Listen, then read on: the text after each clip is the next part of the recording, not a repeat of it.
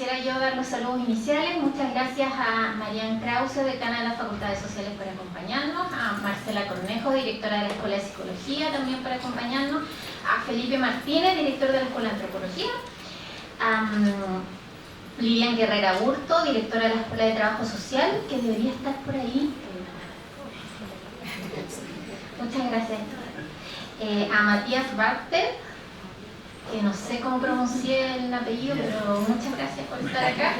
Y a Daniela Leal, directora de estudios y jefa de unidad de telefónica del DESUC. ¿Ya? Muchísimas gracias a todas las unidades que nos han apoyado. Antes de pasar al conversatorio, dejo con ustedes a Marian Krause, nuestra decana, quien va a dar unas paladitas para inaugurar.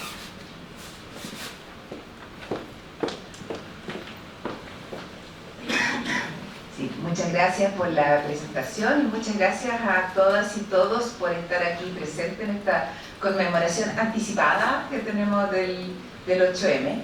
Así que quiero compartirles algunas reflexiones. Para empezar, me siento honrada de poder comenzar esta mañana y con esta oportunidad de saludarlas y dar inicio a este evento de conmemoración del Día Internacional de la Mujer, nuestro 8M, el cual ha sido producto, como ya decían, de la iniciativa y entusiasmo de muchas integrantes de las escuelas, institutos, centros y programas que conforman nuestras facultades de Ciencias Sociales y en particular de las comunicadoras y comunicadores. También tenemos un nombre, no sé si participó también activamente, pero de todas maneras aprovecho de saludarlo.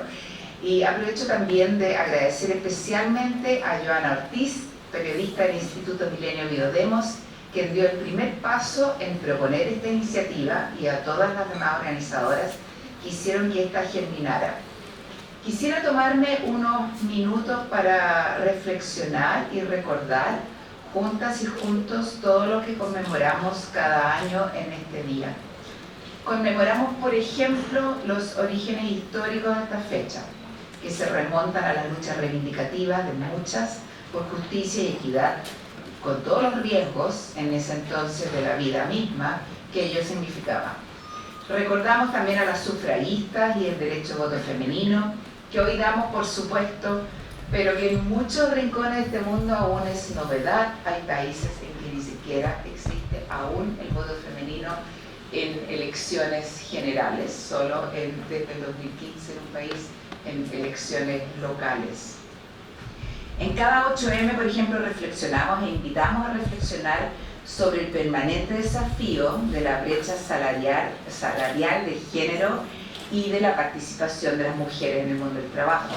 Así como también volvemos a poner en la mesa la necesidad de mayor paridad en organizaciones e instituciones, sobre todo en puestos de liderazgo y en lugares donde se toman las decisiones. Aún así, debo decir que nuestro país ha avanzado bastante en los últimos años en términos de la participación pública, política en altos cargos de mujeres. También recordamos los logros de las mujeres en campos como ciencias sociales, naturales, el arte y humanidades, y sobre todo en la tecnología, la ingeniería y las matemáticas, donde persisten las mayores brechas y en donde como universidad siempre tenemos que estar atentos y atentas a intentar erradicarlas, incluidos los sesgos de género que justamente acompañan estas brechas. Cada 8M podemos recordar la urgencia de erradicar la violencia de género en todos sus micro y macro niveles, así como también la premura que tiene alcanzar una educación plena sobre consentimiento en el plano afectivo. Hoy también es oportunidad de pensar juntas y juntos sobre cómo erradicar los estereotipos de género y la presión social por vernos de cierta manera como mujeres, y así fomentar en su lugar la autoestima y el respeto como herramienta de bienestar individual y colectivo. Todavía todos jugamos un poquito este juego, las mujeres también, de ponernos en el lugar de objeto. Cada 8M volvemos a conversar sobre la importancia de tener roles parentales equitativos, esto es crucial, y la posibilidad de pensar e incidir en políticas que apoyen la conciliación entre vida laboral y familiar, no solo para las mujeres, para hombres y mujeres, y sobre todo, por cierto, para quienes tienen hijos o ejercen el rol de cuidadores. Así como también debemos reconocer los determinantes psicosocioculturales de los problemas de salud mental. ¿Por qué? Porque afectan sobre todo a las mujeres jefas de familias de escasos recursos, una situación que se agrava si pensamos en mujeres migrantes.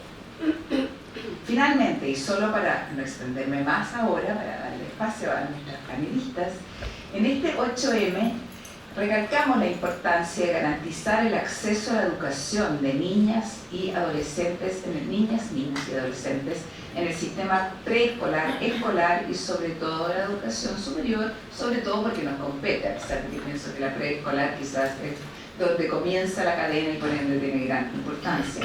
Y es allí cuando pienso en la gran oportunidad que tenemos los cientistas sociales de enseñar, investigar, intervenir e incidir en pos de la equidad de género y la sustentabilidad de esta equidad de género en nuestras comunidades.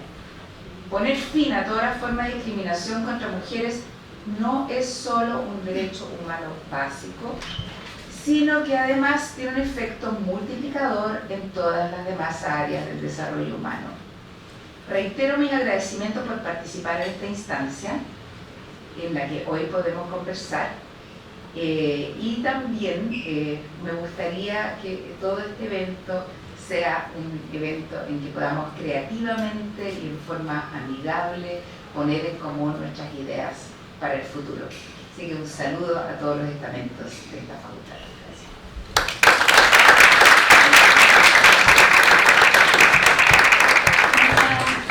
Gracias, decana, por sus palabras. Tengo que hacer una acotación. Hubo un cambio de mando en trabajo social, o está viendo un cambio de mando. Entonces, Lilian está saliendo de la dirección y está Olaya Grau entrando a la dirección de trabajo social y también nos está acompañando. Así que muchas gracias por acompañarnos y estar aquí presente hoy día. Ahora yo les voy a dejar con Constanza Galvez, quien va a ser la moderadora y les va a contar con quiénes estamos hoy día. Espero que realmente disfruten esta conversación. Muchas gracias, Joy. Bueno, agradecer también las palabras de nuestra decana y darles la bienvenida a todos quienes están presentes. La idea de este conversatorio es principalmente poner puntos en común, reflexionar acerca de nuestras diversas experiencias educativas, laborales, ¿no es cierto? Y también cómo podemos pensar en ciertas mejoras, soluciones que como comunidad universitaria también podemos construir. Y en ese sentido, bueno, las protagonistas de este espacio, está con nosotros Aileen Curilén, estudiante actualmente de enfermería y también alumni de la Academia de Desarrollo de Talentos UC Rolando Choaquín. También nos acompaña Trinidad Ortega, estudiante del Instituto de Sociología y vicepresidenta de la Federación de Estudiantes del UC FEUCO. También nos acompaña Josefina Arriagada, estudiante del doctorado de la Escuela de Antropología, Andrea Llanata, funcionaria de la Escuela de Psicología y presidenta del sindicato número 4, y también Gloria Jiménez Moya, académica de la Escuela de Psicología. Bueno, la idea también de esta conversación es que es una conversación que se pueda ampliar también a quienes están presentes, así que también les invitamos a que puedan preparar sus preguntas, compartir sus experiencias, y vamos a partir inicialmente para que cada una pueda contar cómo ha sido su experiencia en UC, pero también que nos puedan comentar, bueno, cuál es, qué ha sido, digamos, lo difícil de la experiencia, los desafíos en cuanto a la experiencia educativa o en el mundo laboral, ¿ya? Así que tenemos dos micrófonos, hay un micrófono para ese sector, acá el otro micrófono que vamos a compartir, así que quien desee iniciar para presentarse, contar su experiencia y comentarnos de los principales desafíos que encarnan en su rol.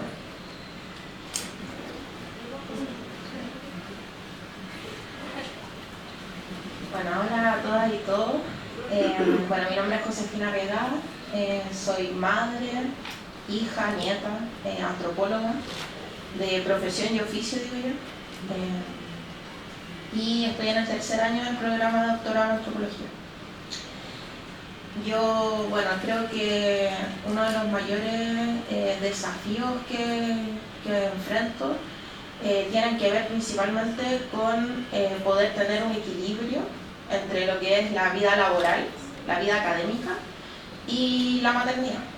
En ese sentido, lograr darle frente a todos los desafíos es complejo, pero a la vez también es súper gratificante poder hacer lo que a uno le gusta. ¿Ya? Y yo creo que eso es también como, hoy día lo conversaba en la mañana con las chicas que organizaron este panel, cómo damos cuenta de situaciones que son sumamente complejas como mujeres, pero sin caer en este lugar de víctima, sin ser leídas desde ahí. ¿Cómo transmitimos eso? Yo creo que es un gran desafío y bueno, en realidad eso para empezar, para abrir el diálogo. Bueno, en primer lugar, ¿se escucha, cierto? Sí. En primer lugar, agradecer enormemente la invitación. Me hace muy feliz empezar este marzo feminista en mi mismo territorio, mi misma parte. Desde la federación estamos trabajando en toda la universidad, así que agradezco enormemente la invitación. Muy feliz de presentar con tremendas mujeres.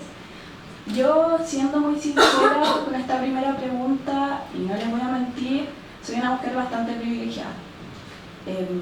Soy solamente estudiante, soy representante, tengo la posibilidad de ser representante, porque muchas mujeres no tienen esa posibilidad, porque son madres, porque tienen otras labores de cuidado, y eso es lo que hemos visto constantemente las mujeres y lo vemos día a día también. Entonces, por mi parte también puedo contarles un poco, agradezco enormemente que nuestro territorio, que Ciencias Sociales, la verdad, a comparación de otros territorios, no es tan difícil. Así que agradezco enormemente todos los espacios que ha dado esta universidad, este territorio, porque hay espacios de esta universidad que son completamente distintos. Así que eso. Bueno, hola a todos y a todas, mi nombre es Gloria Jiménez, soy profesora de la Escuela de Psicología y empecé trabajando en temas de desigualdad en general, movimientos sociales, desigualdad, y después me fui moviendo a temas de género, y yo creo que precisamente de ahí viene uno de mis desafíos, ¿no? Yo tengo como académica y como mujer la necesidad de mostrar evidencia empírica sobre la desigualdad y la discriminación que sufren las mujeres, ¿no? Creo que es muy importante que desde la universidad podamos sentar las bases para que en el futuro se puedan implementar programas de políticas públicas, se pueden implementar soluciones. Ya sabemos los problemas, llevamos por suerte décadas hablando de los problemas de las desigualdades, todavía queda mucho por recorrer, pero ¿qué hacemos entonces? ¿Qué hacemos con esta desigualdad, ¿no? ¿Cómo nos posicionamos ante ella? ¿Cómo podemos solucionar estos problemas? ¿Qué hacemos? Tenemos que ser miembros y miembros activas de la sociedad que propongan soluciones. Entonces yo, en lo personal y lo académico, tengo ese desafío, ¿no? ¿Qué puedo hacer yo desde la universidad, desde mi docencia, desde mi investigación, para sentar esas bases que puedan servir para ayudar un poquito a empezar a cambiar las cosas, ¿no? A continuar cambiando las cosas? Yo diría que ese es uno de los grandes desafíos que tenemos, ¿no? Utilizar esa evidencia empírica como una herramienta. Y esa base científica para mostrar que efectivamente esto no es algo, no es una invención. Es triste que todavía tengamos que justificarlo, pero creo que con esta llave de los estudios, de la investigación, es una buena puerta para entrar y para mostrar la realidad, ¿no? Para mostrar los datos. No son opiniones, no es una creencia, son datos y evidencia empírica que muestra las consecuencias tan negativas que sufre la discriminación o que crea la discriminación hacia las mujeres. Y con lo poco que llevamos ya me ha encantado escucharos, porque me siento súper identificada, ¿no? Con el tema de los privilegios. Cómo también agradecer los privilegios que podemos tener como mujeres, ¿no? O por pertenecer a otros grupos sociales, por poder estar en la universidad. También el rol de la maternidad y la vida laboral. Yo también soy mamá. Tengo aquí el celular por si me llaman de la sala cuna, y también pueden llamar al papá, pero es como que yo me autoasigno la responsabilidad, ¿no? Eso tiene que ver con los estereotipos, tiene que ver con la socialización. Entonces ese desafío también de cómo lo hacemos para que todos los roles que queremos cumplir en la vida podamos conjugarlo de una forma sana, sin tener culpa, sin tener presión, madre, trabajadora, amiga, disfrutar del ocio. Yo creo que también es un desafío para las mujeres, ¿no? Creo que hoy en día tenemos muchas motivaciones contradictorias. Estamos entrenadas para ser buenas profesionales, pero también estamos entrenadas más ancestralmente a nivel social para ser buenas mamás, para crear una familia. Entonces tenemos como muchas exigencias que nos tironean de tantos sitios. Entonces, ¿cómo hacemos para conciliar todo eso? Creo que también es un desafío. Eso. Me ha preparado el micrófono. Bueno, mi nombre es Andrea Llanata, soy funcionaria y secretaria de acá de la Escuela de Psicología. Tengo alrededor de 18 años acá en la universidad. Desde el año pasado soy presidenta del sindicato número 4. La verdad es que es un desafío, personalmente como mujer, es un desafío enorme mantener un liderazgo. Creo que además todos esperan y sobre todo hay que demostrar. Tan solo el hecho de ser mujer hay que demostrar que uno se la puede. Y hay muchas expectativas de muchas personas que presionan en uno. Entonces el temor de equivocarse, no, porque es mujer, el temor de equivocarse o de tomar alguna mala decisión, no, aquí están sus días, ¿sí? O en el caso mío, está en la menopausia, porque sí, o sea, siempre hay como una razón como femenina del por qué tomamos tal o cual decisión. Y eso es un estigma que es súper difícil de poder erradicar, sino que somos líderes porque sí, no porque, digamos, tomo ciertas decisiones, sino que porque solo el hecho de ser mujer y de empatizar con mi género ya es importante. Entonces yo también me identifico con muchas de ustedes.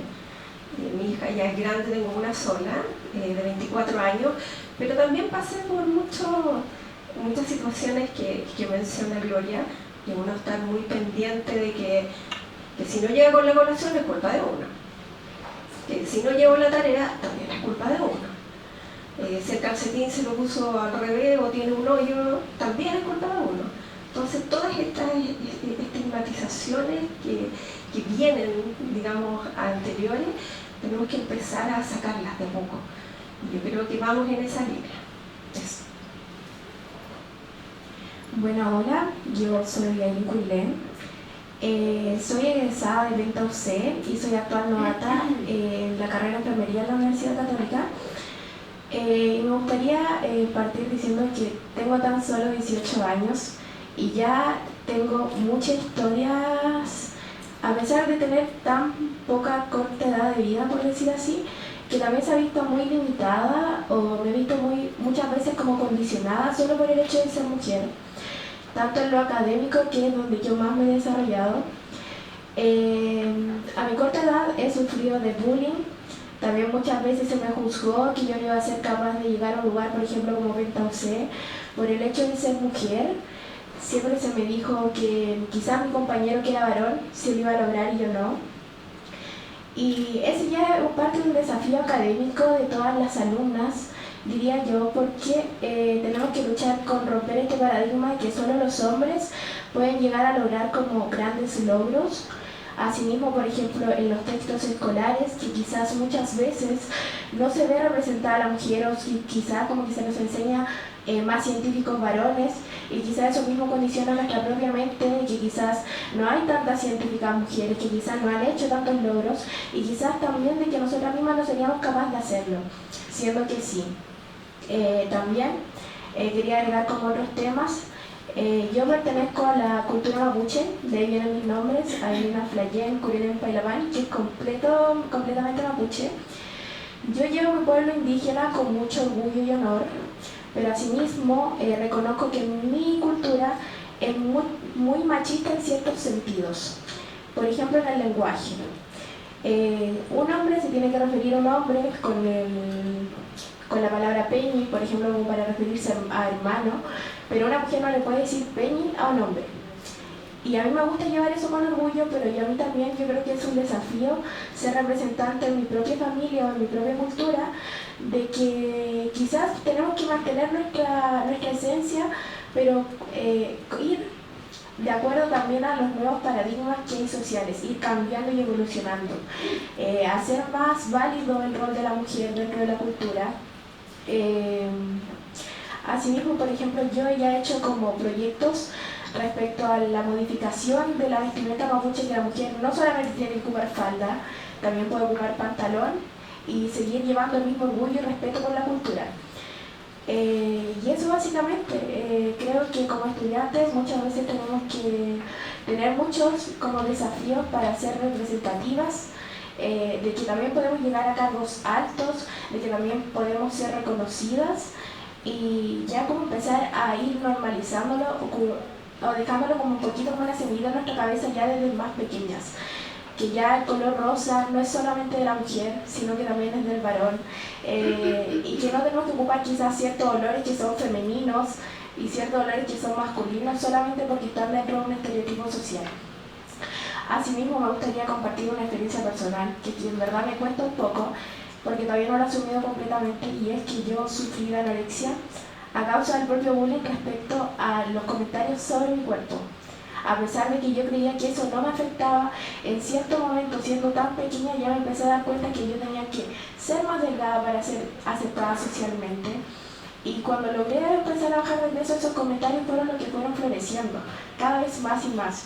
O sea que es algo que está sí o sí en la sociedad, de que te ves mejor, más delgada, y cosas así, siendo que no. Nuestro cuerpo, siendo con más peso o con menos, sigue siendo funcional, sigue siendo válido, y creo que es completamente normal, y eso también es uno de los desafíos, que romper ciertos estereotipos respecto a nuestro propio cuerpo, que es algo también que nos da la naturaleza y que así somos, es lo natural. Eso, muchas gracias.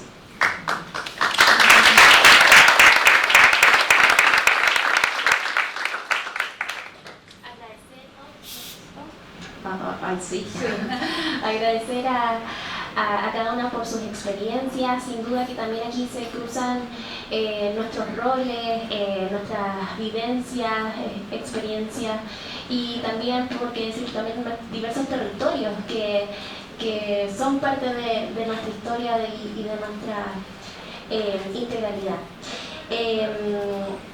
Ustedes, bueno, hablaron de diversas cosas en cuanto a los diversos desafíos, en cuanto a la maternidad, a los estereotipos, a lo que socialmente, digamos, se espera de la mujer, de lo difícil que es ejercer el liderazgo.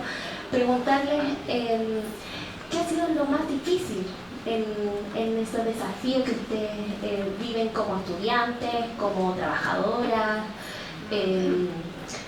¿Qué creen ustedes que ha sido lo más difícil con lo que se han encontrado?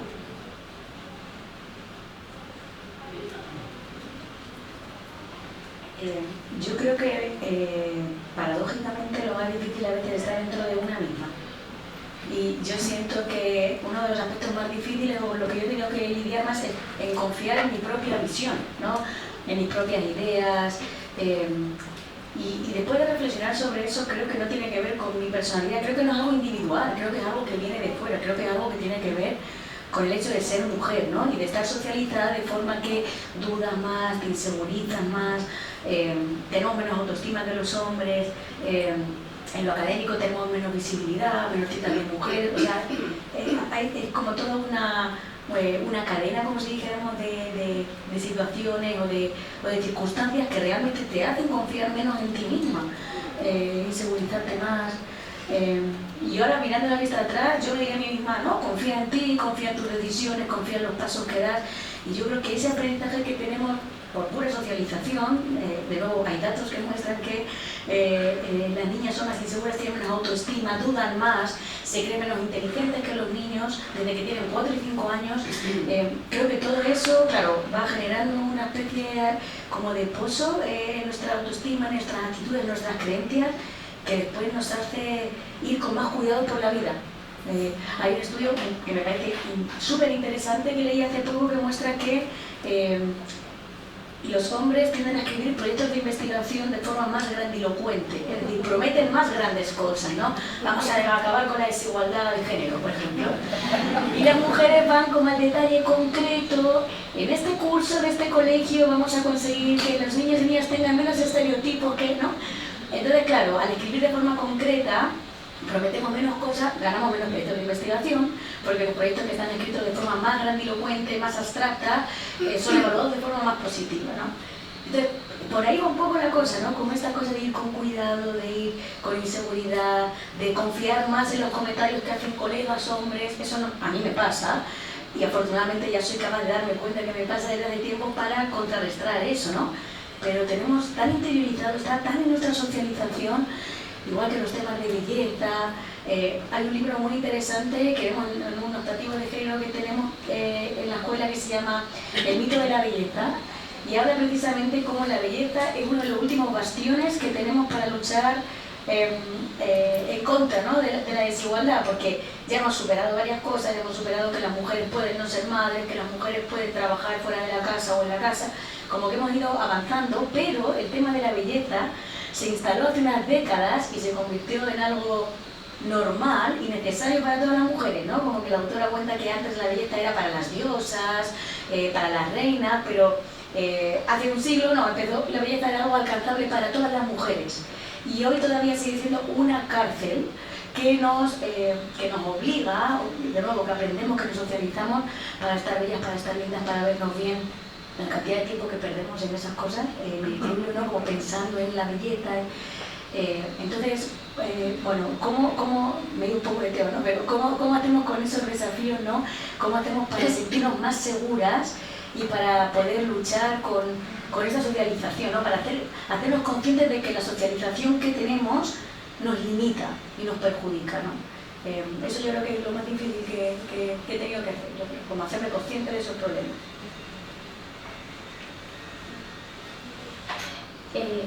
Me voy a adelantar un poquito porque a Aileen le queda poquitos minutos para participar, porque además de venir y participar también va a clases y tiene clases de nosotros, nos las hacemos todas, así que para que Aileen pueda participar. Ahí, como ya comentaba nuestra señorita moderadora, sí, tengo clases luego, pero igual quiero participar en esta instancia, entonces les voy a contar un poco de lo que han sido mis propios desafíos. Mi propio desafío, como ya les comentaba, ha sido el tema del bullying. Sobre el tema de la belleza que ya han nombrado, y también ahí ya hemos hablado mucho sobre que también la belleza como que inculca otros problemas, diría yo. El mismo desafío que está entre mujeres, quizás, como hemos dicho, muchas cosas que nos comparan quizás con los varones, con los hombres, con el género masculino, pero también hay un desafío muy grande entre nosotras las mujeres, entre no compararnos, entre esa competencia que muchas veces se ha hecho incluso por algo tan mínimo como la aceptación de un hombre, o entre nosotras mismas, quizás esa propia como que tal amiga es más bonita, y uno también como que se inseguriza de eso mismo, o que muchas veces trata de rebajar a la compañera al lado, siendo que deberíamos ser aliadas más que enemigas. Creo que ese también es un desafío que está muy presente, y yo creo que soy como apta para hablarlo porque ahora estoy ingresando a una carrera en la que predomina el género femenino. Y a mí también me da miedo eso, y he estado, por ejemplo, me siento muy segura de estar en esta universidad porque ya estoy desde sexto básico estudiando acá, pero ahora me siento en un ambiente completamente nuevo, a pesar de todo, porque aparte más encima hay muchas chicas, y también muchas veces ha pasado que ya he tenido encontrones con chicas solamente por el hecho de estar como compitiendo entre nosotras. Yo creo que eso también es un desafío, y el desafío de seguir, como ella, como usted, Gloria, nombraba que como el hecho de vernos capaz hacer algo grande, nosotras mismas, y como inculcarlo ya más de más chiquita, que no tenemos que cambiar nosotras para ser aceptadas socialmente. Y eso básicamente es lo que yo podría comentar que ha sido un mayor desafío, y incluso yo creo que un gran desafío el hecho del amor propio, que cuesta mucho. Yo creo que es algo en lo que yo estoy trabajando, y creo que muchas mujeres lo trabajan, y lo trabajan día a día y por mucho tiempo, porque tiene que ser un cariño constante. y que cuesta mucho porque si estamos rodeados de muchos comentarios negativos o siempre que están tratando de opacarnos, cuesta mantenerse empoderada, cuesta mantenerse segura de sí misma y muchas veces nos autosaboteamos. Yo creo que ese también es un desafío con nosotras mismas e incluso visibilizar el tema del feminismo. Y no solamente a mujeres porque no sacamos nada con educarnos nosotras mismas respecto al valor que tenemos, sino también al género masculino para que sepan el valor de su compañera y que hay una equidad de género básicamente, si tampoco es que nosotras somos superiores a ellos, pero tampoco somos inferiores. Entonces yo creo que ese es un desafío que tenemos como sociedad, como mujeres y en el mundo en general, eso. Sí, quiero agradecer la participación de Aileen, de compartirnos su experiencia y de sus desafíos. Muchas gracias por participar y sabemos que ya pronto tiene clase. ¿Te quieres seguir? Bueno, yo creo que, o sea, comparto mucho lo que dice Aileen, creo que tienes una claridad que es necesaria y yo creo que igual el contexto histórico ha ido que las mujeres también nos vayamos empoderando, que los hombres también puedan ir cuestionando ciertas lógicas de poder que son estructurales. Pero para mí yo creo que el mayor desafío sigue estando en las labores de cuidado. Bueno, estadísticamente también las labores de cuidado en su mayoría recaen en las mujeres, si bien los hombres también tienen labores de cuidado, es muy minoritario, lo podemos ver hoy día con el tema de la pensión de alimentos, esa nueva ley que hay, donde la mayoría son hombres los que están ahí en ese proceso judicial, ¿no? Pero claro, es como... Yo también venía con la pregunta aquí en los apuntes que había hecho respecto a por qué a las mujeres se nos exige más.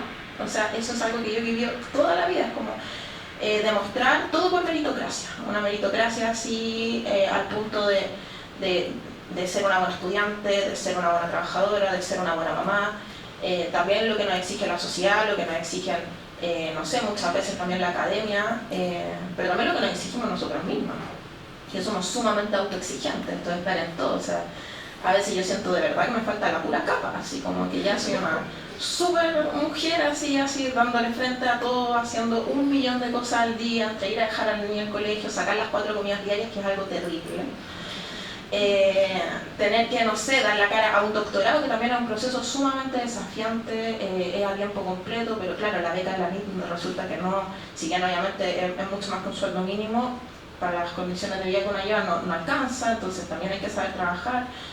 Entonces yo creo que el mayor desafío está en de qué manera podemos hacer que esto sea más ecuánime en términos como de a uno, porque la estandarización también deja fuera eso.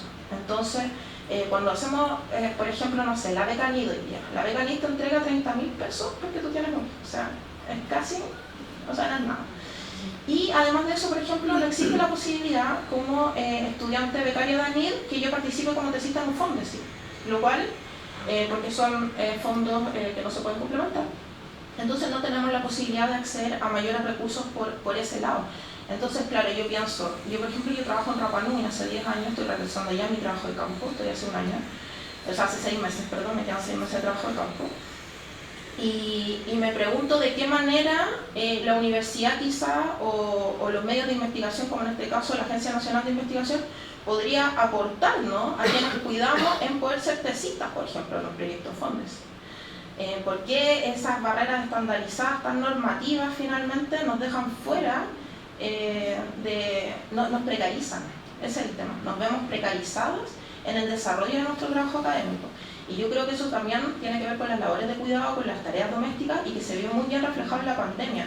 Hoy día existe un fondo que está trabajando un grupo de mujeres que se llama como Mujeres en la Academia, que han sacado varios resultados, harta data al respecto, y la cantidad de publicaciones de hombres del género masculino durante la pandemia es muy por sobre de lo que publicamos las mujeres.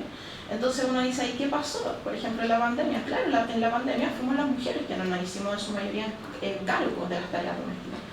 Entonces yo creo que ese es un problema estructural y que de alguna manera yo creo que esta universidad ha ido avanzando muchísimo. Yo fui estudiante de magíster también acá, yo desde el 2017 lo usé. Ha avanzado bastante en las políticas de género, en las políticas de paridad, pero todavía no son suficientes. Definitivamente no. Y también tiene que ver con esto de la meritocracia. A las mujeres definitivamente se nos exige más que a los hombres. Lamentablemente lo podemos seguir viendo en la academia. Y bueno, yo creo que esas son las cosas que podemos traer aquí a reflexionar y que son importantes que podamos ir modificando, porque a veces no es una falta de inteligencia, no es una falta de competencias, todo lo contrario, es la falta a veces de recursos simplemente, o de oportunidades de estar en las mismas condiciones que los compañeros o compañeras que no tienen roles de cuidado, por ejemplo. Yo creo que eso es sumamente importante, porque al final igual estamos en un sistema que se nos invita a hacer familia, que se nos invita a que tengamos hijos, de hecho el aborto ni siquiera es legal. Entonces, ¿de qué manera apoyamos estos procesos para que podamos tener una vida sana, como decían al principio la decana, en términos de salud mental? Porque a qué costo finalmente podemos lograr darle a todos los frentes. Entonces, yo creo que eso podríamos quizás avanzar en términos institucionales. Bueno, yo quiero seguir un poco respecto a la paridad que comentas. En nuestra universidad, en 186 años de historia, 185, nunca hemos tenido una rectora. En 186 años de historia siempre ha habido un rector. Actualmente son solamente 5 decanas en toda la universidad, todo el resto son hombres. Entonces, en nuestra institución, donde nunca hemos tenido una rectora, donde posiblemente el próximo año tampoco va a ser una rectora, porque este año hay cambio, donde somos las estudiantes quienes, porque es verdad todo lo que decimos, somos las mujeres quienes tenemos miedo de levantar la mano en la sala de clase. Siempre el profesor hace una pregunta, la mayoría van a ser hombres quienes levanten la mano, porque las mujeres nos hemos criado constantemente en lo que tenemos que decir está bien, tenemos miedo de equivocarnos y los hombres nunca han tenido miedo de equivocarse. Entonces, eso respecto a paridad, y otro punto que quería poner, porque posiblemente no vamos a poder tratar una pregunta muy importante que consideré yo, que era respecto a si uno pudiera cambiar algo, si tuviera una varita mágica que pudiera hacer, yo les diría que las mujeres pudiéramos salir a la calle sin sentir miedo. Si me pongo short, si me pongo falda, tengo que pensarlo antes de salir a la calle. Porque si salgo a la calle con short, con falda, y puede ser que hasta que salga con jeans, posiblemente alguien me va a gritar algo, alguien nos va a gritar algo. Entonces, el tema de la seguridad actualmente es muy importante a nivel nacional porque la percepción de inseguridad es muy alta a nivel nacional, pero la percepción de inseguridad que tenemos las mujeres es mucho más grande. No tengo datos, pero tampoco tengo dudas. Entonces yo quería poner esos 2 puntos, decirle a las mujeres que nos atrevamos a levantar la mano. Yo soy representante estudiantil hace 3 años y me costó un montón darme las ganas de poder decir, yo soy una lideresa, porque siempre pasa de que el hombre habla más fuerte, de que el hombre no tiene miedo a equivocarse. Si uno tiene una personalidad de líder, uno va a ser la mandona, el hombre nunca va a ser el mandón. Entonces esos 2 puntos, como atrevámonos y ojalá seguir trabajando por una sociedad en que como mujeres el salir a la calle ya no nos den miedo. Muchas gracias. Tengo. Sí, por supuesto. Perdón por interrumpir. Quería despedirme porque yo tengo que retirarme a clases, pero quería agradecer la oportunidad y también quería comentar de que yo también tenía pensado en lo del hecho del rector.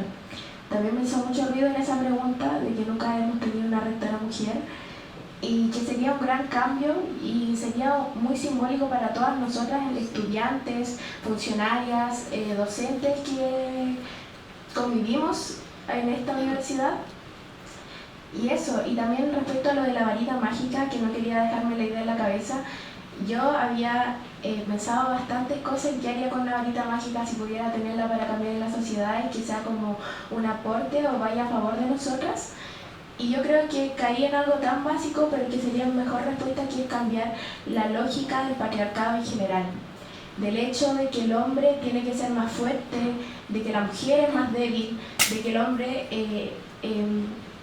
no tiene que demostrar sus sentimientos, que los hombres no lloran. Y cosas muy básicas, de que yo también había una pregunta de que qué cambiaría, como qué solución pondría, sería también como dijo la decana, que es respecto a la educación. Yo haría un cambio en la educación básica porque de ahí se crean los valores de las personas, de los niños y niñas que conforman nuestra sociedad. Entonces, inculcar a que también, como ya había nombrado, que el niño también tiene que aprender el valor de su compañera. Y básicamente era eso, porque también se nos limita mucho en todos los extremos, que si una chica es más gordita, que está mal, que si es muy delgada, que está mal, que si tiene mucho carácter, está mal, que si no tiene carácter y es muy tímida, también está mal. Entonces uno queda así como, ¿qué hago? Uno no se puede salir de una línea infinita porque si se va hacia los extremos ya está mal. Entonces yo creo que ese es un desafío que dejo quizás como un tema que puedan seguir conversando. Y eso, despedirme, agradecer el tiempo y la escucha que han prestado a mí y a estas grandes mujeres que están acá al frente. Muchas gracias.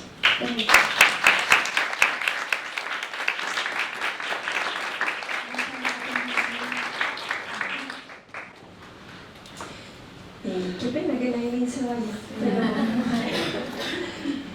Bueno, más o menos en la línea de la pregunta que habías hecho anteriormente, creo que uno de los desafíos, así como personales, del cargo en el que estoy hoy en día también, tiene que ver con empoderar a mis socias. Sí. Porque me he dado cuenta que todavía tenemos una carga tremenda de ser muy sumisas de nuestras familias y que las responsabilidades solamente están en nosotras, que la casa funcione, que la ropa esté limpia, que los niños tengan comida, que todo eso recae en nosotras. Yo me he dado cuenta que muchas socias nuestras, y muy humildemente lo digo, me dicen: Andrea, tú soy seca. Y yo, ¿seca en qué? No, es que estás como liderando en un sindicato, eres como la voz.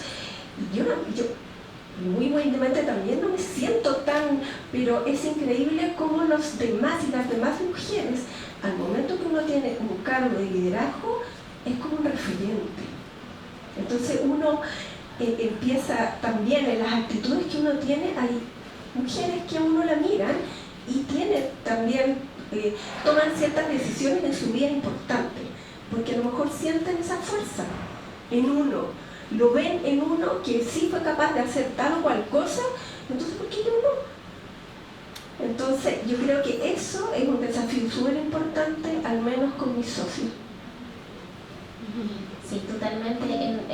En ese sentido, existe una baja de mujeres en el mundo sindical, en la academia, ya lo veníamos conversando antes y ustedes también ya escucharon un poco sobre esto, pero estábamos hablando sobre ciertas medidas que podría tomar la universidad también como para mejorar nuestras condiciones, y la pregunta va, digamos, también en esa línea, ¿no? De qué piensan ustedes, qué medidas creen ustedes podría tomar la universidad para lograr mejorar las condiciones de las mujeres. Habría una pregunta. Yo la primero. Bueno, en la misma línea de lo que venía desarrollando, les voy a contar una experiencia que para mí fue muy fome, la verdad, y tiene que ver con el proceso de internacionalización que se lleva acá en la Católica. El primer año del doctorado nos presentaron todo lo que teníamos que hacer en términos de internacionalización, y yo planteé la duda respecto a cómo me iba a hacer mi pasantía o cotutela, ahora es una pasantía, en ese momento no estaba claro, con mi hija, entendiendo que no voy a dejar a mi hija ni 3 ni 10 meses, que es el tiempo que uno se da la pasantía, en ninguna parte más que conmigo. Entonces, en ese momento, la solución que se presentó a partir del contexto de la pandemia era que yo podía realizar mi pasantía virtual. Yo, de verdad que frente a eso fue como, esto no puede ser cierto. Lo comuniqué también, bueno, a mi programa me apoyó en un 100%, encontraron que era como un poco el colmo lo que se me estaba planteando. pero tiene que ver con ese tipo de cosas. Entonces, al final, si bien la universidad tiene estos programas de apoyo para madres, padres, cuidadores, que dan cierta flexibilidad, yo siento que todavía están al debe con no dejarnos con menos herramientas a quienes cuidamos. Porque finalmente, por ejemplo, el mismo sistema del BRI del inglés, los cursos de inglés teníamos, bueno, ahora cambió el sistema hace como 1 año y medio, 2 años, pero hasta antes de eso podíamos optar a no hacer el 7º curso, que era dar el YELT.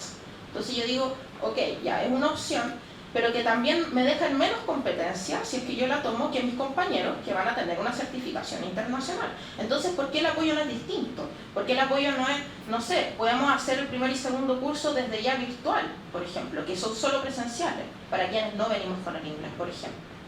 Ese tipo de cosas, como que de repente las políticas buscan como quitar una carga, pero yo siento que nos dejan en detrimento de las herramientas y las competencias que podemos adquirir por ser mujeres o por, en este caso por ser cuidadoras. Entonces, bueno, eso un poco, como que al final yo creo que esta idea de quitarnos carga hay que estudiarla mejor y tienen que ser otro de los mecanismos. Por ejemplo, no sé, o sea, ninguna parte te van a pagar un pasaje para un niño o una niña, o sea, la NIT no lo costea, la universidad tampoco, ni en viáticos ni en nada, no existe ningún tipo de apoyo. Entonces al final, ¿eso cómo se corre el gasto? Al final, claro, o sea, si yo tengo los medios porque trabajo, y así al final sostengo mi vida entre la NIT y mi trabajo asalariado. Y con ese trabajo asalariado estoy juntando plata para poder irme con mi hija a hacer la pasantía el próximo año. Pero finalmente igual deberían existir apoyo, fondos a quienes queremos hacer procesos de internacionalización y que la opción evidentemente no sea hacerlo virtual. Eso.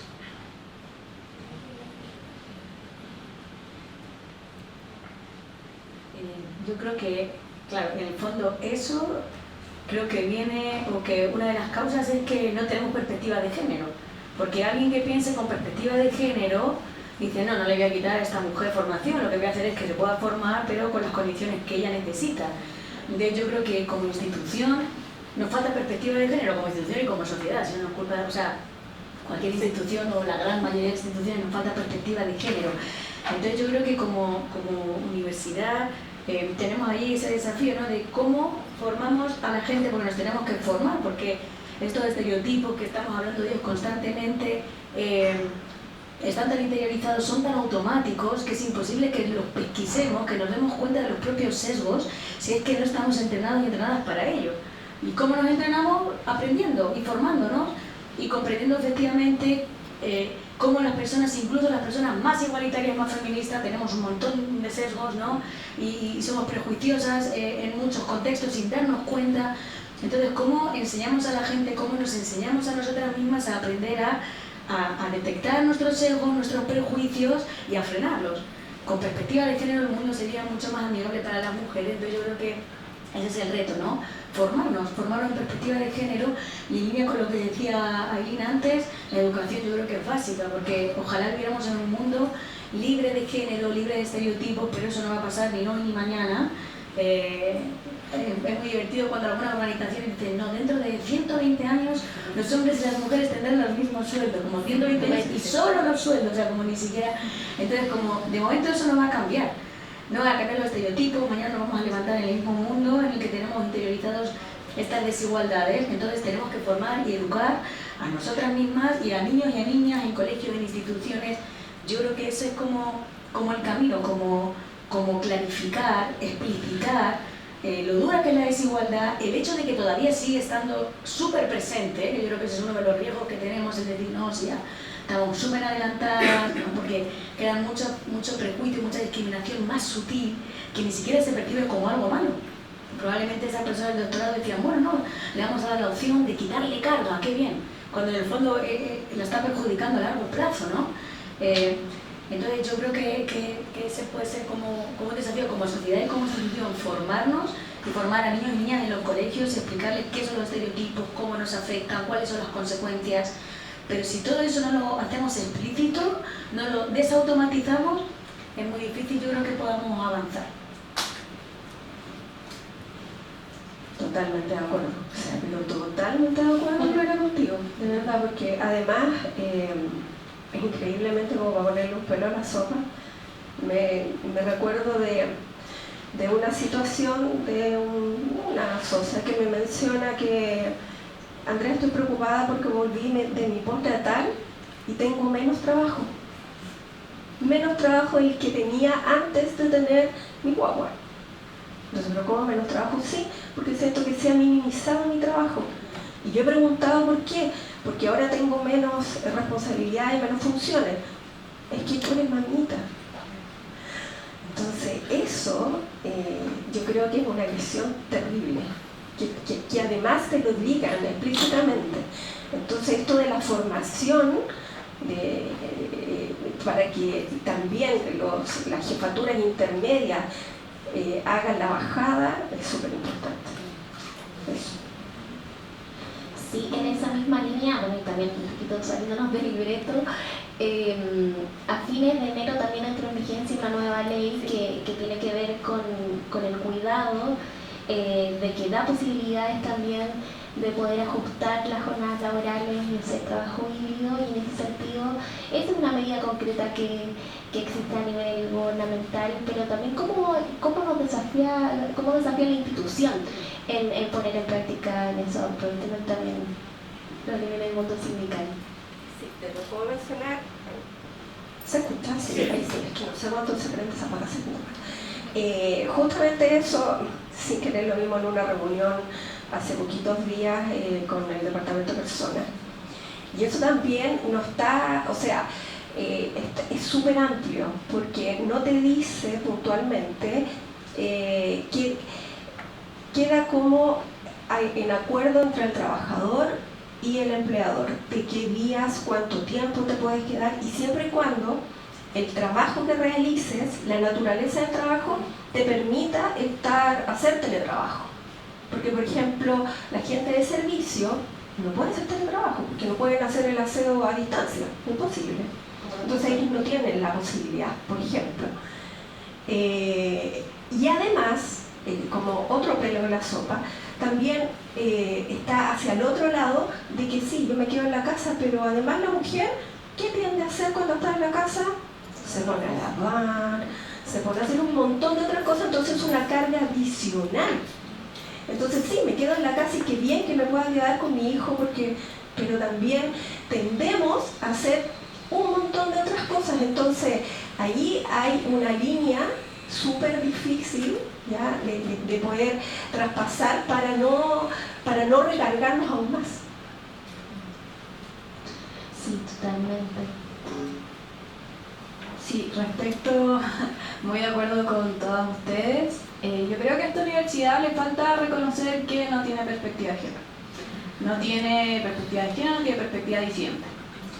Como decía, nunca hemos tenido una rectora, las decanas son solo 5 en toda esta universidad.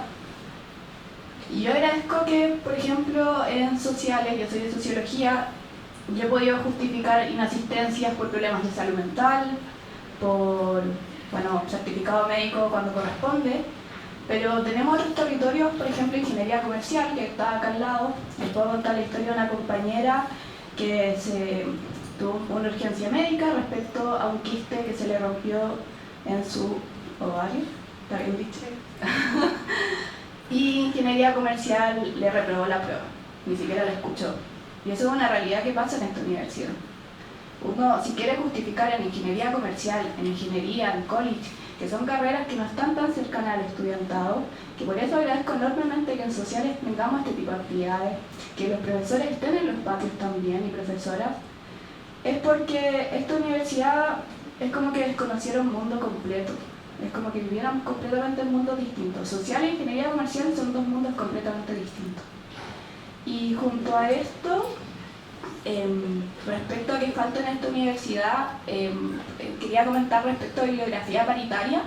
Es algo que también falta en sociales, yo lo puedo decir, espero que no sea un problema, pero respecto a bibliografía paritaria también significa, por ejemplo, nosotros tenemos un ramo de sociología del género que tiene trabajo en sociología, pero no son un ramo obligatorio. Un estudiantado puede pasar por sociología y nunca ver este ramo, nunca haber visto un ramo con perspectiva de género. Sin embargo, estamos en una universidad católica y entiendo que corresponde al tenemos teológico, Pero ¿por qué no tenemos un ramo de sociología del género, un ramo con perspectiva de género que sea para todos los estudiantes? Y seamos estudiantes en esta, que se supone que somos la mejor universidad de Chile, que seamos estudiantes con perspectiva de género y después seamos profesionales, que no caigamos en prácticas ni patriarcales ni machistas. Eso.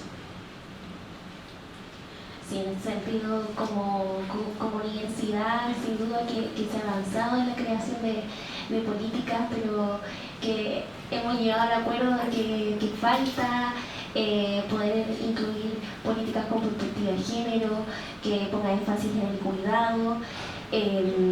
Es sumamente importante seguir avanzando hacia allá.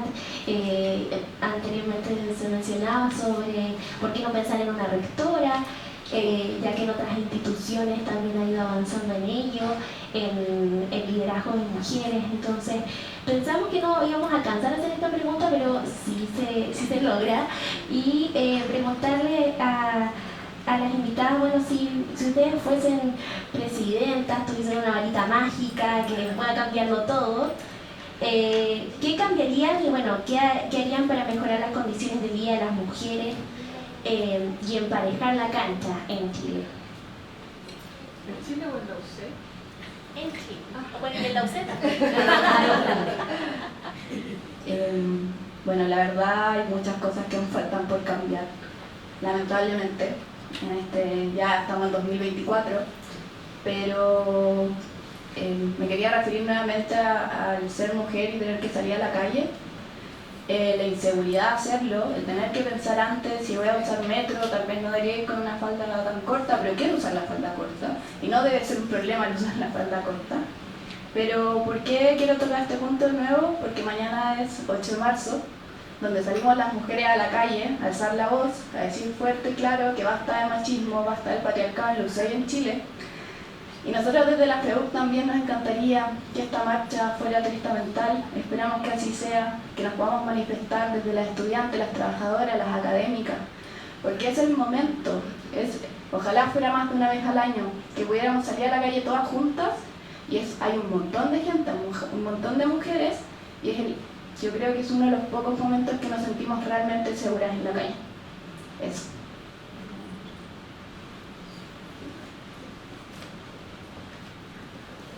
Si tuviera una varita mágica, bueno, que los hombres menstruaran. Entonces, en verdad, pudieran pasar.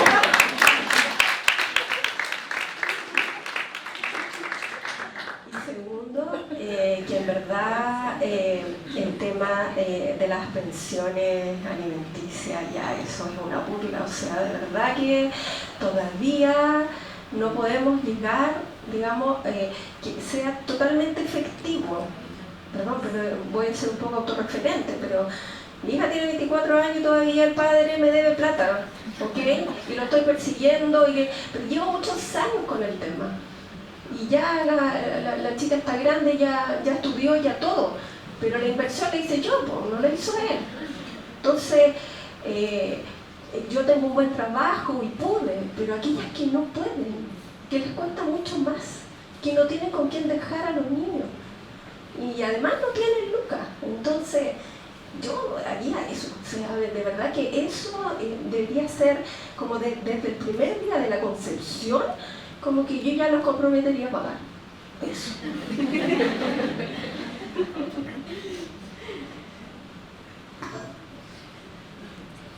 Bueno, yo un par de cosas, lo que decía Eileen de que siempre competimos entre mujeres, estamos entrenadas para eso, ¿no? Yo siempre digo que la empatía entre mujeres es revolucionaria. En el fondo la desigualdad y el patriarcado nos quiere peleando. Si históricamente al final los grupos sociales con menos poder cuando se unen es cuando se generan los cambios sociales, ¿verdad? Y por eso en el fondo las estructuras de poder o este patriarcado así en abstracto, pero este desequilibrio de poder, claro, en la medida en la que las mujeres compitan entre sí, nunca van a cambiar las cosas. Entonces la empatía, incluso por aquellas mujeres que piensan diferente a nosotros, que eso es un desafío, ¿no? Encontrar una mujer que percibimos que no es feminista o que tiene una posición política diferente, es un desafío, pero yo creo que también tenemos que hacer el esfuerzo por conversar, por comprender, por empatizar. Entonces yo creo que eso, en un mundo ideal, las mujeres deberíamos luchar por la misma causa. Y eso, al decirlo allí, me recordaba, ¿no? como esta idea. Pero lo que yo haría con la varita mágica, si pudiera, creo que sería igualar el rol de cuidados, el ámbito de los cuidados al ámbito público. Yo creo que aquí uno de los problemas de base es que, en el fondo, el cuidar, los cuidados, lo doméstico, tiene muy poca, ¿cómo decirlo? Como tiene poca compensación, como está peor visto que el dirigir lo público, que la vida pública, que la vida política, tiene un valor diferente. O sea, si hiciéramos una encuesta, ¿tú qué prefieres, dirigir una gran empresa o cuidar ancianos, por decir algo? El éxito asociado profesional, laboral, de satisfacción, ¿no? Que en un mundo tan individualista, yo creo que la mayoría de la gente diría, yo prefiero tener poder y dirigir una empresa antes que cuidar. Entonces yo creo que nuestra tarea y la varita mágica tendría que conseguir que nos diéramos cuenta de que sin cuidados no puede haber mundo público. Entonces, ¿cómo hacemos como sociedad para igualar las dos cosas? Porque, claro, si yo me pongo en el lugar de los hombres, así en abstracto, ¿no? El grupo con poder, el grupo privilegiado, nadie va a querer encargarse de un rol o de una tarea que tiene asociado un menor poder. En psicología social lo sabemos, ¿no? Si tú tienes un rol, tienes un poder determinado, no quieres bajar tu poder, no quieres bajar como la calidad o lo valioso que es lo que haces en la vida. Pues nadie se quiere encargar de los cuidados, por eso se cargan las mujeres, porque tradicionalmente es el grupo de menor poder. Pero en un mundo en el que cuidar a una abuelita fuera igual que salir a dirigir una gran empresa, porque las dos cosas son necesarias para que esto funcione, y las revoluciones industriales nos han demostrado, ¿no? Si no había mujeres cuidando no podían funcionar. Entonces, ¿cómo podemos hacer, o ese sería mejor dicho mi deseo, ¿no? El igualar los dos ámbitos, el que cuidar y lo público fueran igual de importantes, y en ese sentido yo me atrevería a hipotetizar que tanto hombres como mujeres estarían felices de realizar cualquier tarea, porque las dos son importantes y son necesarias. Pero como nos hemos focalizado en lo público, se ha asociado lo público a lo masculino, el cuidado y lo doméstico no es importante, se supone. Claro, al final, ¿quién lo hace? Las personas con menos poder, las personas relegadas a ello, las mujeres. Si no le damos poder al cuidado, no valoramos el cuidado, ningún grupo va a querer hacerse cargo de esa tarea. Entonces yo con la varita mágica diría, démonos cuenta, por favor, que sin cuidado, sin salud mental, no se puede sostener este mundo. Eso sería mi sueño.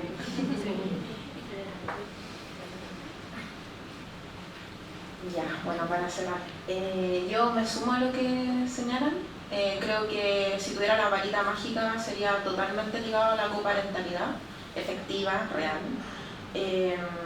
Y porque también el otro día estaba conversando con una mujer Rapa Nui, que vende artesanía, y que ella me contaba su experiencia de como todo el proceso que hizo para poder salir del ámbito doméstico a buscar su propio dinero, porque le da libertad frente al hombre que trae dinero a la casa. Bueno, me contó un poco toda la lucha ahí que llevó en su casa para poder llevar este rol hoy día de ser artesana y tener de cierta manera autonomía económica. Y ella me decía, hay un dicho chileno que yo nunca lo he entendido, que dicen que el dinero no hace la felicidad. Y yo quedé así como, claro, yo también lo pienso. Y me dice, yo creo que eso lo dice la gente que nunca ha sido pobre. Porque a mí, el tener el dinero que yo tengo, a mí sí me hace feliz. Porque puedo salir con mis amigas, puedo invitar a mi hijo a tomarse un helado, no tengo que pedirle permiso a nadie.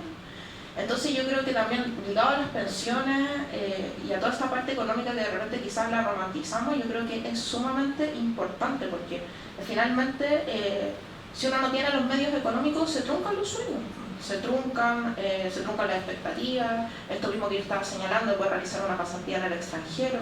O sea, claro, nosotras, y acá obviamente en este contexto somos sumamente privilegiadas, pero el mundo afuera no es la católica, no es lo que sea.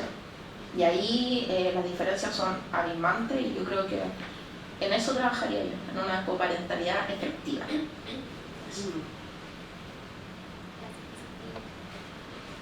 Muchas gracias a cada una por por sus opiniones, por sus reflexiones. No hemos terminado aún, ¿no? Porque ahora la invitación es que quienes están acá presentes puedan hacernos sus preguntas. Yo me acerco con el micrófono, así que si que tienen alguna pregunta diseñada para todo el panel o para, en particular para una de las compañeras acá, pueda hacerlo levantando la manito. Yo voy para allá. Si alguien tiene una pregunta,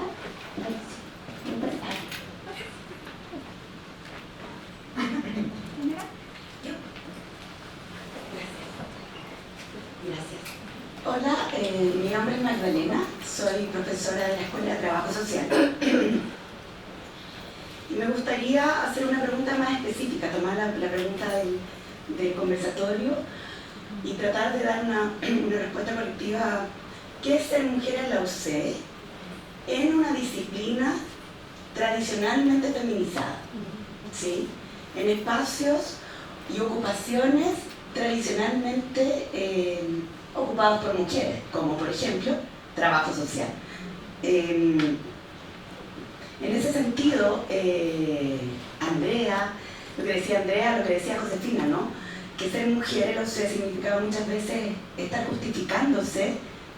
A veces yo he sentido como parte de esa escuela, como estudiante y como profesora, como profesional también, que las que somos parte de estas ocupaciones feminizadas tenemos que hacer el doble, no solamente por ser mujer, sino porque nos hacemos cargo de cosas de mujeres, ¿sí? Cosas de cuidado, investigamos cosas de mujeres. Entonces también ahí hay como un doble, una doble tensión, ¿no? Ser mujer sí, pero además hacerlo desde un espacio feminizado. Yo les quería preguntar cómo lo ven eso ustedes, y a la Connie también que traiga desde trabajo social su experiencia también, ¿no? Eso, gracias.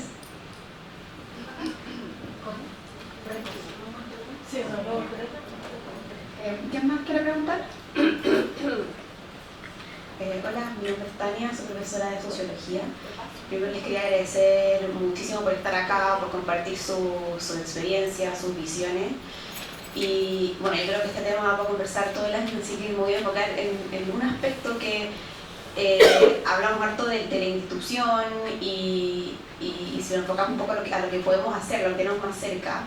Yo creo que un desafío es cuál es el espacio de los hombres en esto, porque hemos hablado un montón de empoderarnos como mujeres, de alzar la voz, ¿cierto? Pero necesitamos que alguien escuche esa voz también. Entonces, por ejemplo, lo que decía Josefina, ¿cierto? Yo estoy profesora de Sociología del Género, lo veo este semestre, tengo 31 mujeres inscritas y 2 hombres inscritos en el curso. Entonces, creo que es un desafío cuál es el espacio, porque en el fondo sabemos que, ¿cierto? Hay en la opresión, en el poder, hay al menos dos lados. Entonces, acá son mayoritariamente mujeres, que me parece fantástico porque creo que los espacios de mujeres son muy valiosos y son muy importantes para conversar entre nosotras, para escucharnos, para generar ideas, pero también creo que muchos de los cambios que hemos estado conversando tienen que ver con el rol que los hombres debieran tomar o el espacio que debieran dejar, ¿cierto? Para que las mujeres puedan efectivamente aprovechar esa instancia, sacar la voz, ¿cierto? Liderar, etc. Eso también necesita de alguien que dé esa situación. Entonces les quería preguntar, ¿cómo ven ustedes ese desafío? ¿Cómo creen que debiera ser ese espacio, ese lugar de los hombres? ¿Y cómo podemos también incentivarlo de esta manera? ¿Una última pregunta?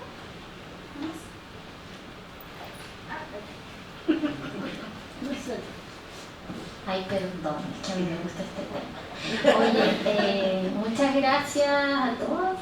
Yo creo que estos espacios son importantes justamente por eso, porque uno ve que lo que le pasa a una le pasa a los demás. Entonces, uno colectiviza sus desafíos o se da cuenta que no es solo una y se siente menos sola. Entonces, eso ya para mí es como una ganancia.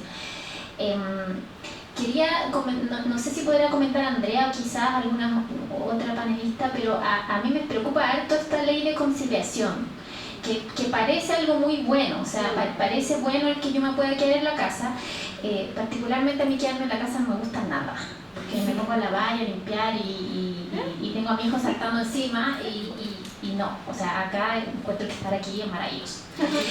Entonces, pero claro, también sé que lo hablo desde el privilegio de que efectivamente puedo delegar el cuidado de mi hijo, tengo los medios para hacerlo y entiendo muy bien que hay mujeres que no pueden hacerlo u hombres que no pueden hacerlo.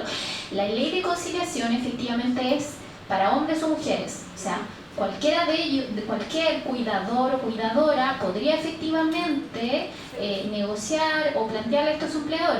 Mi duda es si efectivamente los hombres van a negociar esto, finalmente vamos a ser solo las mujeres las que vamos a estar negociando y va a significar que las mujeres vamos a volvernos al mundo privado con todo lo bueno que puede ser, a lo mejor a alguna le encanta y bacán que así sea. Pero me da ese sustito y no sé cómo ven ustedes esa ley y cómo podríamos hacerlo justamente para recoger lo que decía la Tania, que esa ley no solo hagamos uso nosotras, sino que también hagan uso los hombres de esa ley, como tal vez deberíamos contarle a ellos que esa ley existe y que también es para ellos. ¿Puedo decir algo pequeño? Sí, bueno, agradecerles y felicitarlas por alzar la voz, sobre todo cuando estamos entre nosotras. Siempre es muy agradable volver a escucharlas y volver a verlas en estas actitudes. Ayer también hubo otra ley que fue aprobada, ¿no?, que me parece importante destacar. Pasó en la primera instancia, sabemos que las instancias gubernamentales suelen ser bastante lentas. Por cierto, me llamo Marcela Cornejo, soy psicóloga y profesora de la Escuela de Psicología. Entonces me parece que estas instancias, y Tania lo decía también, ¿no?, como estamos mayoritariamente mujeres acá, ¿cómo hacemos escuchar nuestra voz? ¿Cómo hacemos esto de ser mujer en la UC? Una manera distinta. Hay distintas instancias donde podríamos hacer escuchar nuestras peticiones, ¿no? Tenemos acá a nuestra presidenta que tiene un rol activo en hacer escuchar cómo las socias y los socios pueden tener reivindicaciones, convenios colectivos, etcétera, pero creo que tenemos la representante de la Federación de Estudiantes que también, yo creo que también es importante que pensemos en cómo hacemos oír nuestra voz y a quiénes les hacemos oír nuestra voz, ¿no? Decíamos una universidad, una UC con perspectiva de género, bueno, eso lo hacemos entre nosotras. Desde la Escuela de Psicología hemos insistido en tener cursos dirigidos específicamente, focalizados, orientados a eso, pero creo que siempre nos vamos quedando cortos y vamos haciendo como instancias que son no colectivizadas y no institucionalizadas, y creo que en eso, a nivel de las organizaciones de estudiantes de posgrado, por ejemplo, pensando en lo que Josefina nos contaba, a nivel de las funcionarias y funcionarios que somos todas, no solamente los distintos estamentos, como lo hacemos el estudiantado, ¿no? Creo que tenemos que organizarnos mejor todavía, a pesar de que hemos avanzado, en poder oír esa voz que tenemos, esas necesidades que todavía seguimos teniendo a pesar de los avances. Entonces, creo que también, además de agradecerle, creo que estas instancias tenemos que repetirlas y multiplicarlas durante el año. No sacamos nada con salir a la calle cada 8M y reivindicarnos, juntarnos entre nosotras. Me gustó mucho escucharte, sentirnos muy seguras.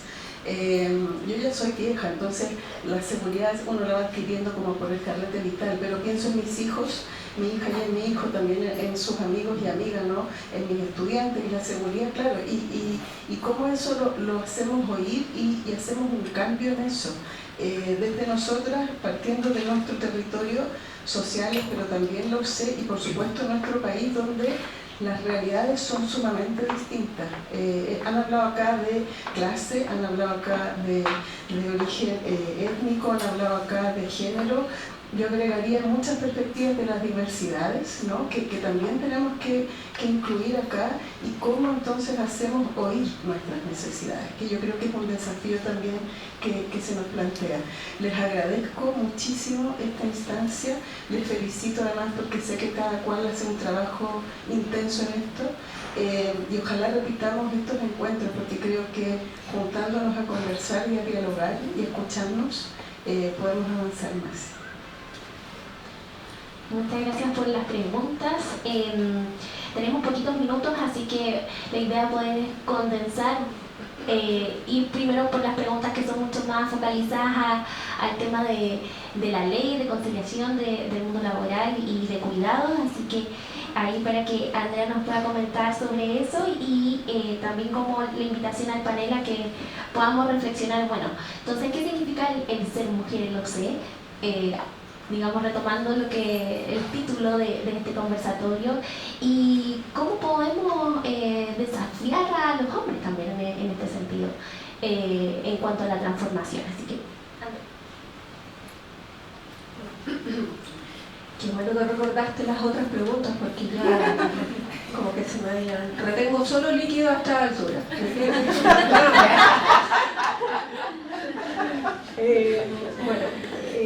Puntualmente con lo que mencionabas, a mí también me preocupa mucho que sea puntualmente la mujer la que tome la rienda de poder hacer uso de esta ley. Que sea la mujer la que diga, sí, es que yo tengo que cuidar, y no sea el hombre también el que se involucre en esto. Ahora, en esta reunión que tuvimos hace pocos días con el Departamento de Personas, y lo planteamos, está la idea de poder difundir bastante y que es para todos, hombres y mujeres, e incentivar que efectivamente los hombres también puedan tener la opción de tomar esta posibilidad, y vuelvo a insistir, dentro de la naturaleza del trabajo, porque eso fue como súper claro, que las personas que no pueden, no, pero aquellos que sí pueden, por la naturaleza de su trabajo, realizarlo, lo van a poder hacer, pero que efectivamente sea también para los hombres. Y yo creo que hay que difundirlo bastante, ¿no? Para que ellos también se hagan cargo. Ahora, respecto a cómo nosotros incluimos a los hombres también, como para no dejarlo, me acuerdo que hace muchos años atrás, cuando empezó todo el movimiento feminista, me acuerdo que en algún momento escuché que en verdad los hombres no deberían existir. Y yo dije, mira, no se da mucho. O sea, yo creo que somos todos parte de una sociedad y que tenemos que ir adecuándola y también que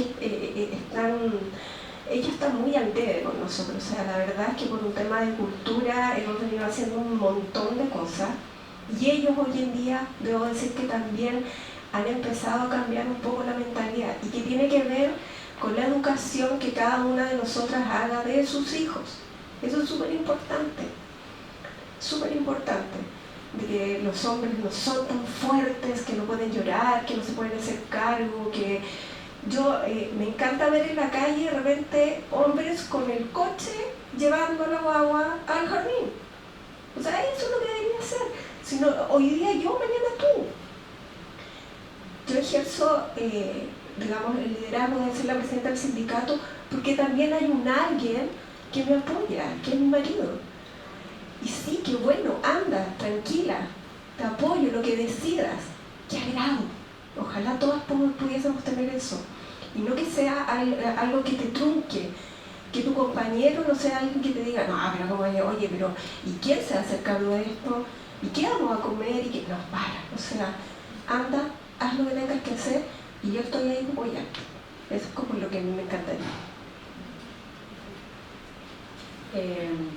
Bueno, sobre ser mujer en un contexto también como martes sociales, yo creo que ahí hay un punto importante que en este contexto, en comparación a otras facultades, claro, es verdad que somos más igualitarias, pero creo que a veces eso es un poco riesgoso porque creemos que somos súper igualitarias y se nos escapan muchas cosas.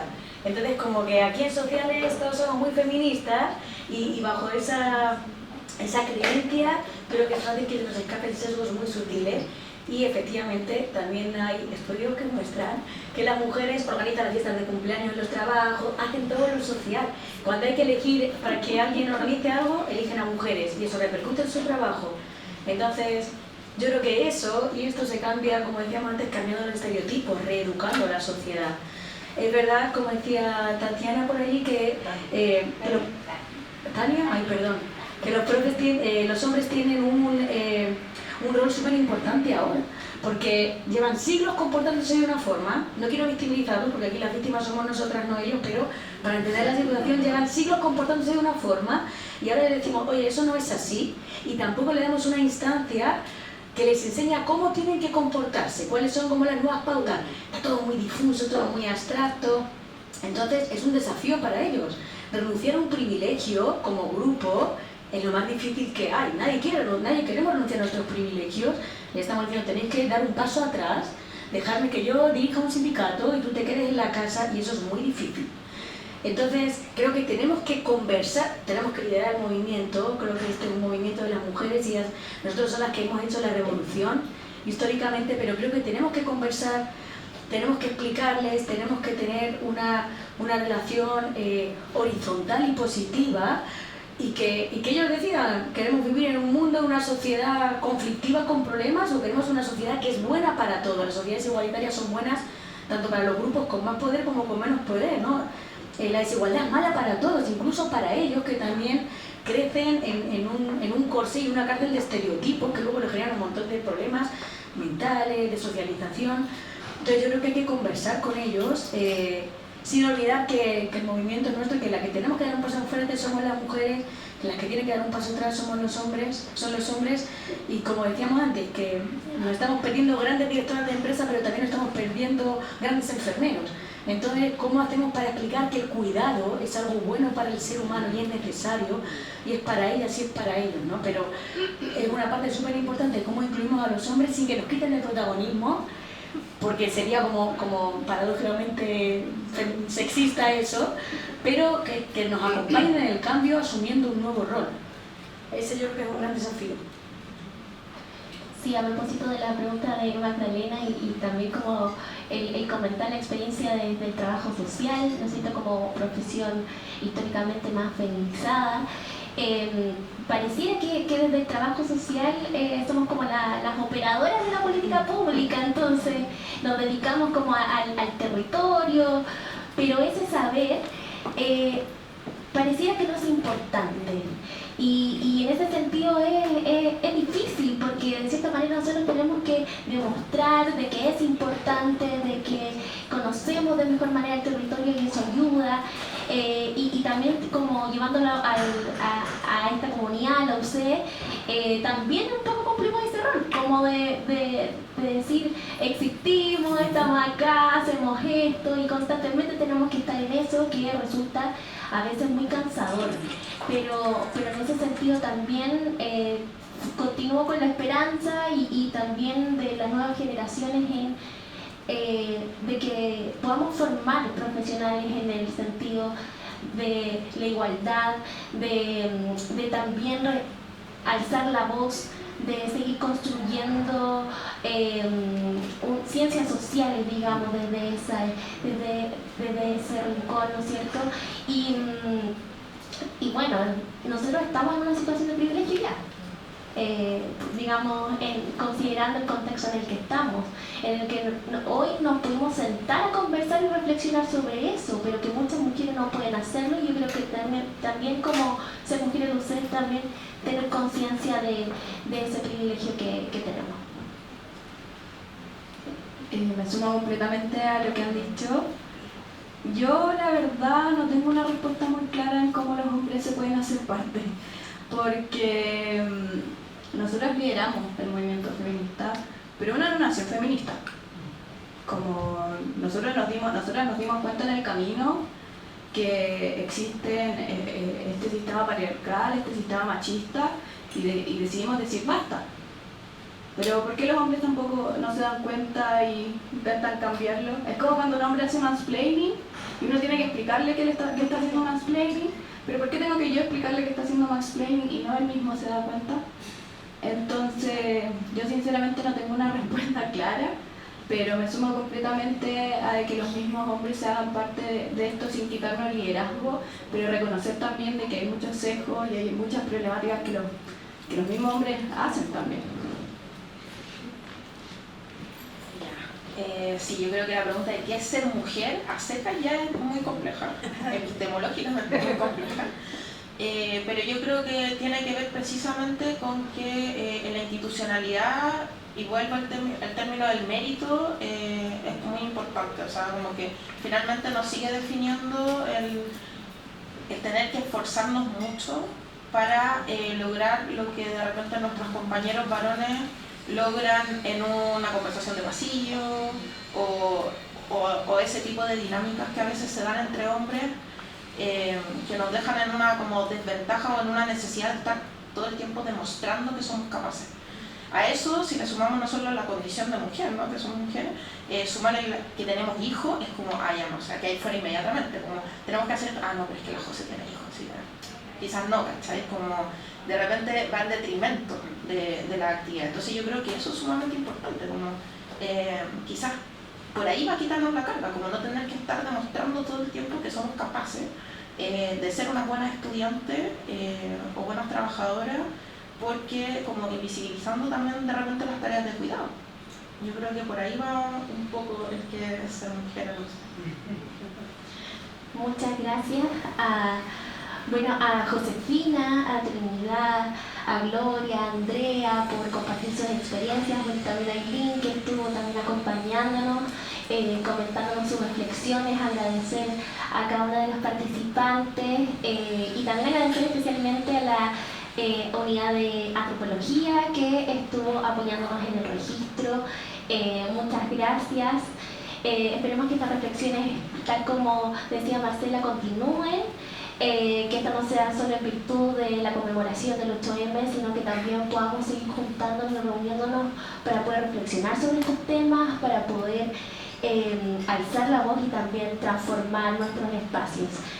Aquí hay regalitos. Entonces, adelante de aquí hay unos presentes para quienes participaron de este panel y muchas gracias por